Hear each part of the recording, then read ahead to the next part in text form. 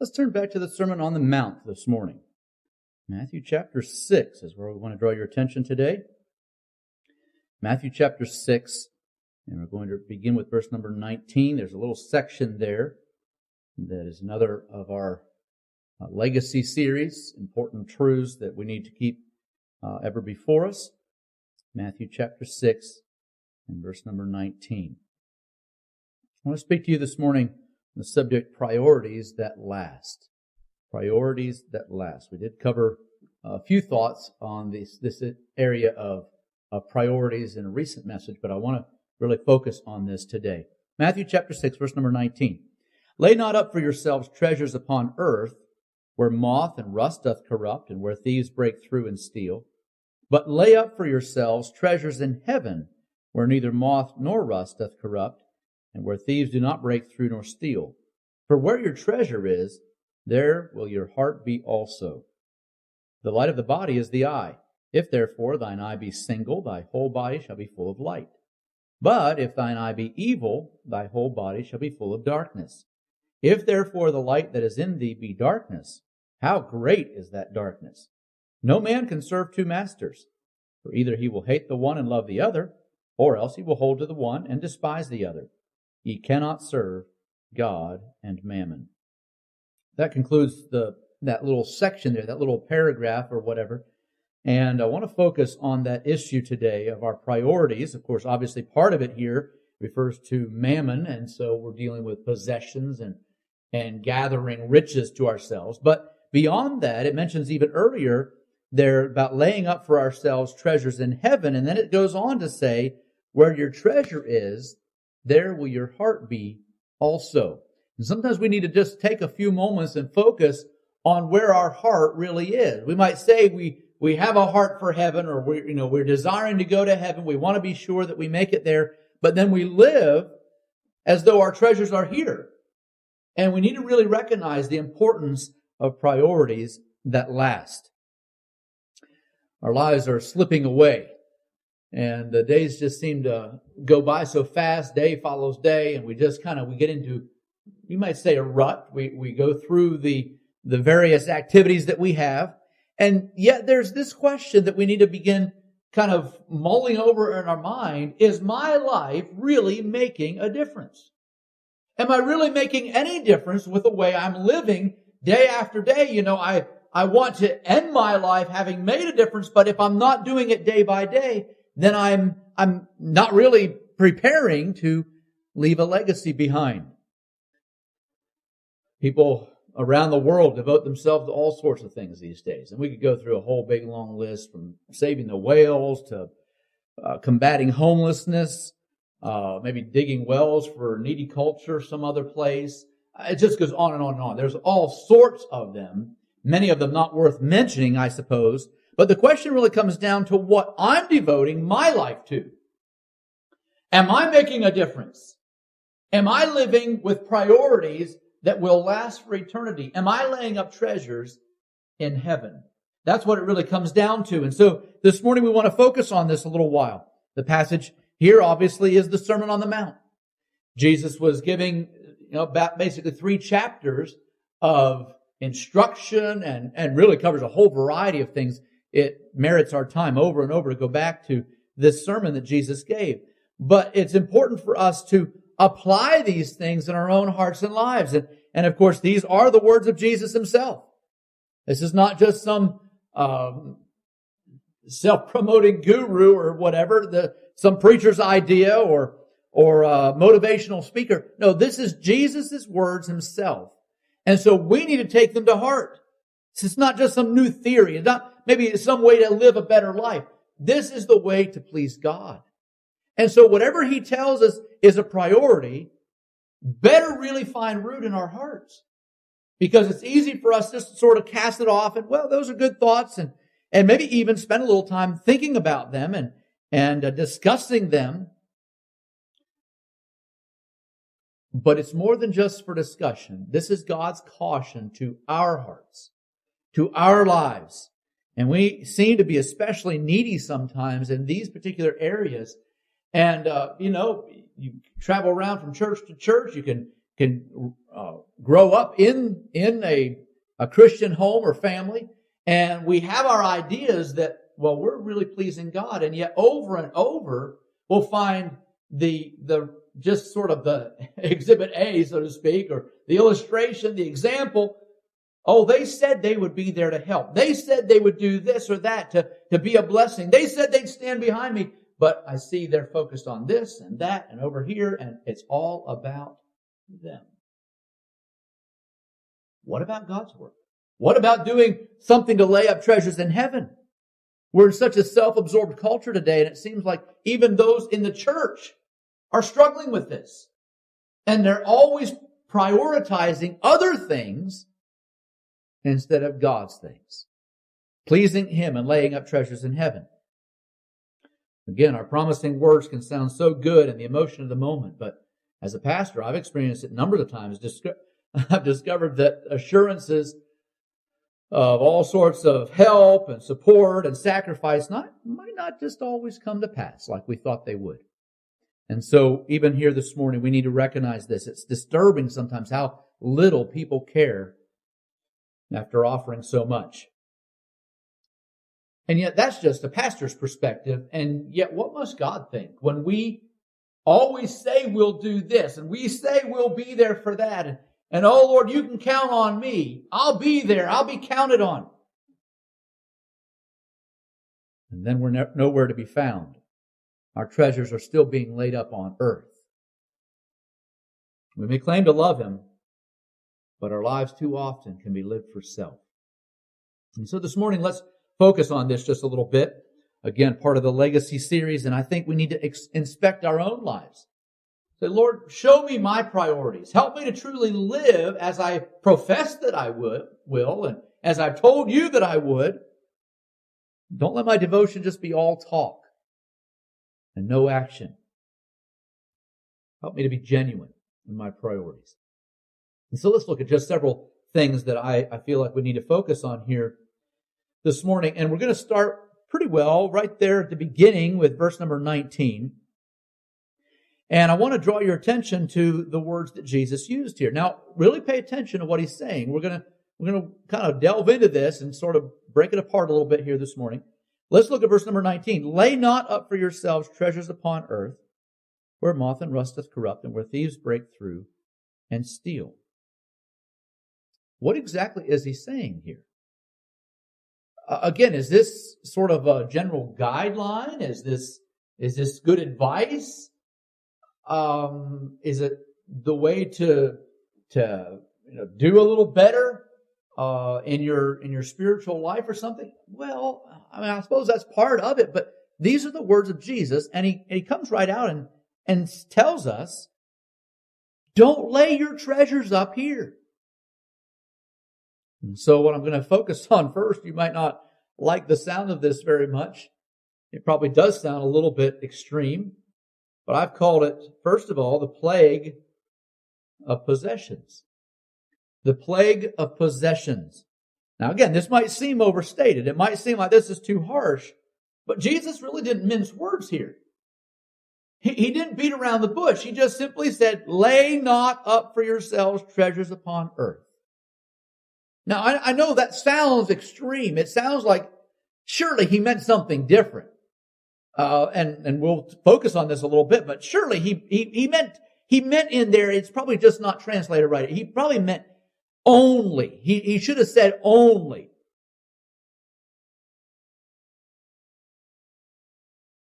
Lay not up for yourselves only treasures upon earth. But that's not what it says. It says this world is not, I know I'm paraphrasing, but this world is not our home, and this is not where we put our treasures. I know we might want to apply this a little more comfortably, but it's not only or wholly about the treasures in heaven. It is, or just when we think of it that way, I guess I said it that the way we often would want to think of it. Well, it's not only there. It's not only about heavenly things. That's what we'd like to say it, but that's not what He said. He said, lay not up for yourselves treasures upon earth, but treasures over there. And I hope I said that right, because I think you understand what I mean. But it is easy for us to sort of twist it a little bit. And well, I think maybe I can fudge here a little bit. And He doesn't want us to be only about heaven. I mean, we're living on this earth, so surely there has to be some here. And I do understand that maybe there is some balance here when He tells us to provide for those of our own household and things of that sort. But He very plainly said, lay not up for yourselves treasures upon earth. And so we have to do something with that. And sometimes it may be a little difficult for us, and we think, well, surely, we're supposed to do our part. But maybe if you go down a little bit further here, right after that reading that I gave to you already, we ended at verse 24, but if you go to verse 25, He says, therefore I say unto you, take no thought for your life, what you shall eat or what you shall drink, nor yet for your body what you shall put on. Is not the life more than meat, and the body than raiment? It goes on and tells how your heavenly Father takes care of the birds and the lilies as well. All these different things. If God could clothe those things, surely He can take care of you. He goes on and on. Basically the rest of the chapter, He's saying, don't worry about now. Don't worry about this life and whether you have enough and whether you are able to just provide for yourself. He said, lay your treasures up there and I'll take care of you here. In fact is, then you finally get to verse number 33 that we so often may notice. But seek ye first the kingdom of God and His righteousness, and all these things shall be added unto you. It's not saying that we can't have possessions, but don't focus on them. Sometimes they can be a plague because they get us off track. We have the responsibility to avoid simply accumulating things and striving for earthly comforts. And so this morning, sometimes our possessions can be plagues. It can be something that actually gets us distracted from what really matters. And we need to go back to what He wants us to focus on. Again, really, we're surrounded by the pool of possessions. It's always pulling us here and pulling us there and always wanting to get us distracted. I know it might not be a very popular theme, but we must get out of the rut of materialism. Always focusing on the next gadget and having something a little better. In many cases, the things we have would serve us very well, but it's always something new. And I know the struggle is there for me as well. But God expects us to be heavenly minded rather than focused on the temporal and earthly things. And so let's recognize the plague of possessions. And then he goes on and he says, first of all, he says, don't lay your treasures up here, but lay up for yourselves treasures in heaven. And he goes on and talks about that. Verse 21, where your treasure is, there will your heart be also. And so what I've noticed here in the next section, first of all, he tells us, beware of the plague of possessions. And then, instead, have a passion for permanence, or those things that will last. A passion for permanence. Jesus knew the struggle that we have to keep our lives in balance, and how easy it is to get out of balance, and we're focused on the here and now, and we miss what is really valuable and what will last for eternity. And our focus has to be higher when it comes to choosing between this life and the next. And again, we'd like to say that we are focused on heaven and focused on God, and He has His full right of way. Whatever He wants, He can have, and all those things. But then sometimes it seems odd when we see those who focus truly on eternal things.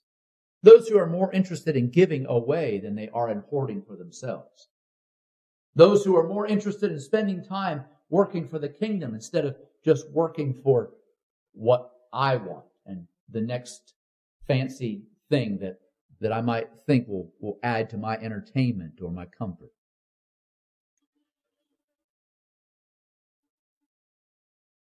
Jesus instructed our priorities. And He said, don't lay your treasures up here, but lay them up there. Focus on the afterlife, where those things will not be destroyed through moth or rust or thieves. And then he also gives us a warning here. And I want to just touch on this quickly as well, because he says, where your treasure is, there will your heart be also. And I believe some time back, I don't know, maybe several years, I don't know how long, but we focused on this issue of our treasure and where our heart is.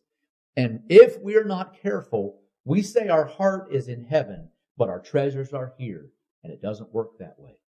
Our heart follows our treasure, or I understand they work hand in hand, and so that maybe sounds a little strange, but the point is, when we focus on what is important here, this is what we get bound to. I don't want to leave these things. I don't want to forsake that. Well, really, we ought to be focused on heaven and be looking forward to going there. Now, I know the question may be sometimes, how can I do this properly? I mean, how do I truly lay up treasures in heaven?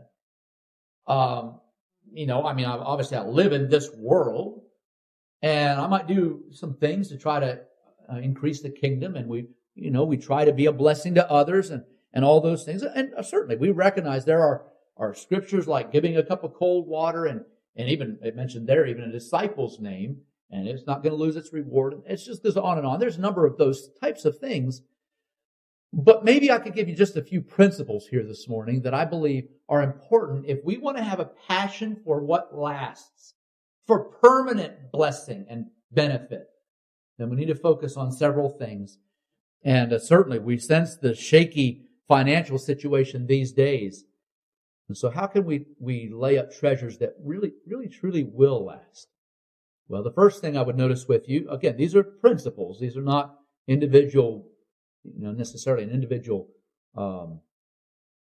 event or particular thing, but I'm going to give you principles. I hope you can apply them yourself. We'll talk about them just a little bit. First of all, focus on people more than possessions. Focus on people more than possessions. Now, we may feel like, well, obviously we do that. I mean, that's normal. That's natural. And yet you might be surprised how often people are kind of put to the side so that I can really get what I'm going for. So that my business can thrive. So that I can pad my bank account. And sometimes there are those who may try to push others down so they can rise to the top. So their finances can take, a better course. And sometimes we might say, oh, sure, I love people more than possessions. But if we were to watch our lives and see where we put our money and what we're spending our time on, we'd see the possessions actually turns out to be more important than people. We have to ask God to somehow help us to really recognize what matters. These possessions will be burned up, but people and their souls will last for eternity. God help us to focus on people more than possessions. Now, that can happen a variety of ways, I suppose. We're going to talk about that in just a little bit more in a moment here. But we need to sort of let God stir our minds. I mean, it's one thing for us to just talk that way. Okay, all right, I need to make sure people are more important than possessions, but how does that happen? Well, the second aspect, and I guess very closely related there, is that we need to focus on blessing others more than simply our business. And so that's really where this kind of comes down to, is we can, now you may not have your own business, but we can talk about business as sort of a general concept. And so those things we do day to day. Sometimes we say, that, hopefully you don't say this in a wrong way, but, well, that's my business. That's not really your affair. That's my business. That's what I do. That's how my days are spent. That's what my time is spent on. That's what my money goes to. It's those things that I'm involved with. And so we need to recognize, even here this morning, it's easy for us to focus on our own benefits and our own business and those things that we want to pursue instead of blessing someone else. Now, I know that's difficult sometimes, but could we just for a moment go back in our mind to the story Jesus gave of the Good Samaritan? Now, the story is certainly focused on him because he was the one that showed love. That was the context there. How do I love my neighbor? Well, okay, by being like the Good Samaritan. So we look at the story. The man was fallen among the thieves there, you might say, or along the roadside, but beaten by thieves. And he's left for dead, apparently. I think the scripture says he was left half dead. And so, the key people, the priest and the Levite, these are religious men.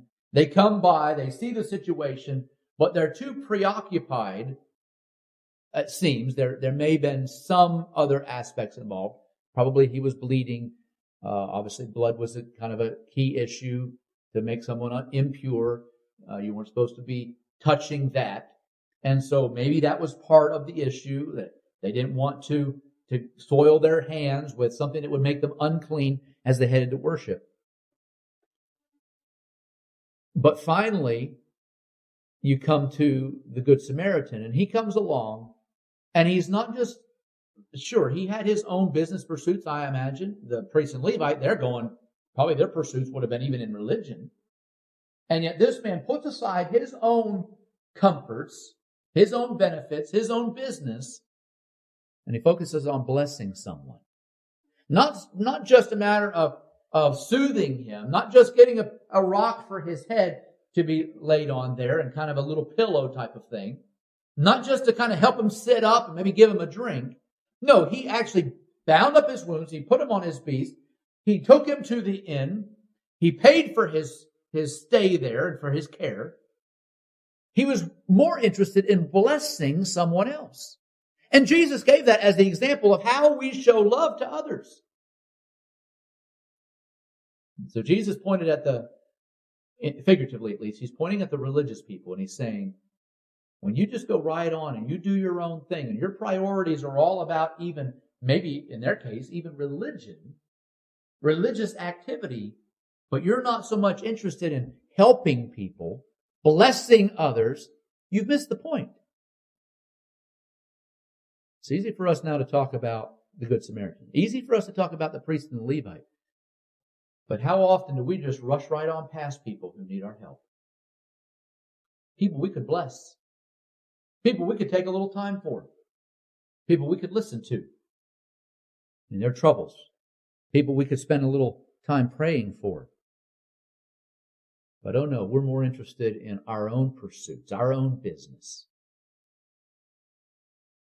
We want to focus and have a passion on permanent things, eternal value. Then we need to focus on people more than possessions and blessing others more than just our business, our own pursuits. And the third one I want to notice with you is that we need to focus also on revival more than relaxation. We need to focus more on revival than relaxation. Now, in some ways, we would say, okay, how do we lay up treasures? Well, we probably are thinking about running our business, going to work, getting extra, entertainment and various things, pleasure, as opposed to, always in prayer, Bible reading. That's kind of the separation we make. Readily. I think when we read that, that's probably the way we think of it. We're thinking of our possessions as opposed to, you might call it piety or our religious walk with God. Okay? But sometimes maybe this issue of our treasures is not even about accumulating anything necessarily, but just being comfortable. Just sitting back and being comfortable. Some years ago, I was so disturbed by some of this, and I was doing, I guess, even some research, some thought. Probably some of it was misguided. Probably a little selfish on my part, really. But thinking a lot about this issue, the word is apathy. Basically just, I don't care. Don't bother me. Just let me enjoy my life. Just let me sleep, so to speak. I don't want to have to get involved. It's too much trouble. I don't want to. Yeah, that's what apathy is. So it stirred me a bit because it just seemed like we see that so often, and people don't want to get involved anymore. There's a big lack in many cases, at least in spiritual realms anyway. Now, I'm sure there are numbers of exceptions, but people don't really want to be involved. We're lacking volunteers. We have to be able to have a special role, or we really don't want to be involved. We have to have our name kind of recognized. And in some cases, it may even be that that's not enough motivation. And it's more of just an enclosed, let me be type mentality. But that's not scriptural. That's not Christian.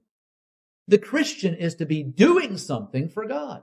The Christian is not to be focused on me, but focused on what priorities God sets and how He wants to govern our lives. So now we get back to this issue, and we need to focus on revival more than just relaxation. Always looking for that downtime. Always looking for those things that will make me feel better. And I can sort of sit back and relax. And there's nothing wrong necessarily with just sitting back and relaxing at times. But here's where the problem sometimes can be. We're so caught up in our leisure or pleasure. Maybe even sometimes it's because we've worked so hard here that now I've got to have downtime. And so I don't have time for revival or really seeking after God or stirring myself to be more what He'd want me to be. I don't have time to go out and visit someone and witness to them. I don't have time to step into, of course, right now it might be a little difficult with restrictions, but even still, somewhat maybe, but, go to the hospital and see somebody who's sick or struggling. I don't have time for those things because I need my leisure. We cannot have revival without it costing us something. And so when we want to lay up treasures in heaven, something that will last, we need to start asking ourselves, what will this activity, this leisure, this pleasure, what will this matter for eternity? Now, it's not saying that we should never have it. I believe Jesus even took some time off with His disciples to kind of go and rest and relax. I believe we need those times.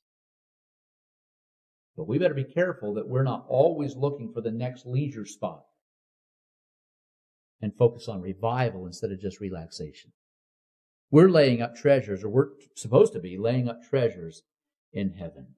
We need to have a passion for the permanent values. Permanency, those things that will last forever. Those things that can stand the test of fire one day. I don't have all the answers for some of this.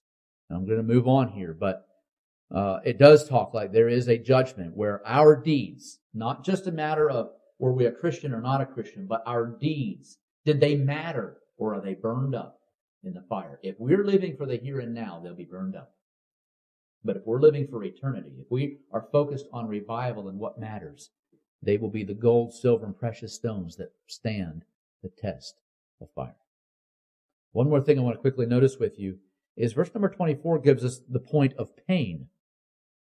The point of pain. Yes, so far we've noticed the plague of possessions. We've noticed the passion for permanence. But there's also the point of pain. And I know this might sound a little strange at first, but notice what he says. Just that first statement there. No man can serve two masters. And that brings us to the point of pain. The rub, so to speak. The trouble, the difficulty that we deal with. Now we can agree, I think, probably, hopefully all of you can agree, even here this morning, that we need to serve God. We need to please Him.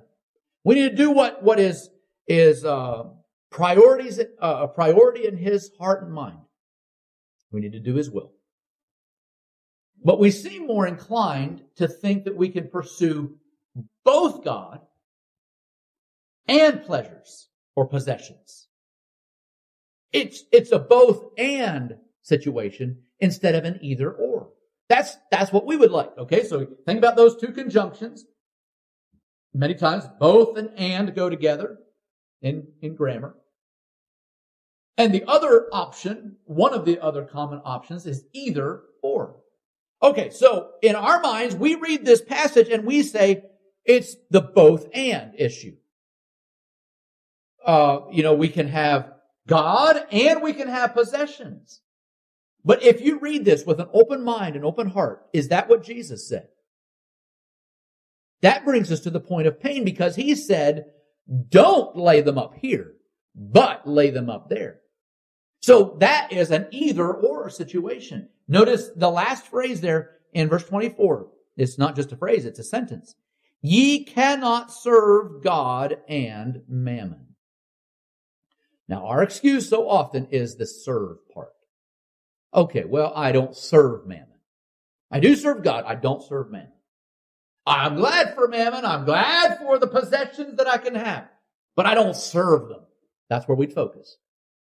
But we need to come to this point. It might be a point of pain. But we need to recognize that it's time for us to give up our desire to be comfortable and well established. And even, in a sense, I hope you understand this, but even happy. I've told you over and over, God's real focus is not our happiness, but our holiness. And He wants us to focus on what will matter for eternity. The problem really comes down to who our master is going to be. When the God of this world has blinded so many eyes, I mean, we can see it. It's pretty obvious. And we're focused on pleasure. We're focused on possession. We're focused on those things that won't last. And yet we're called to choose the narrow way, the straight gate, the narrow way that leads to life. We must focus on the either or. It's either going to be our focus here or our focus there. And if it comes down to that, not both, but either, I hope you understand where I'm going here. Not both God and mammon, but either God or mammon. We better make the wise choice.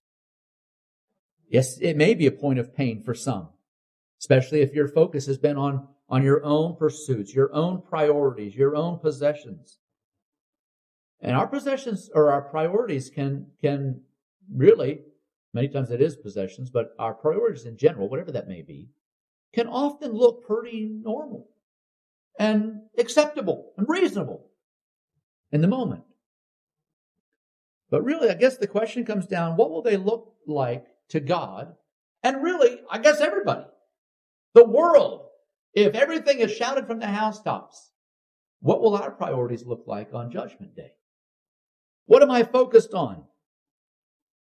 Will my priorities prove to be selfish? Will they prove to be trite, insignificant at that day? Will we discover that our heart was really not truly devoted to God? Oh, we had the profession. We'd say that we would do whatever God wanted, but not whenever it really came down to it. Are we really devoted to heavenly things? It's time to confront those issues now.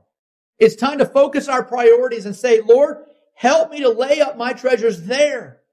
Don't let me be distracted by the American dream and all that the world has to offer, but help me to have a priority that is focused on heavenly things, those things that will stand, not just the test of time, but for eternity. So this morning, do you have priorities that last? Are you really focused on what matters? Not just to the world around you, not just to your neighbors, not even to your family, but to God Himself. Priorities that last.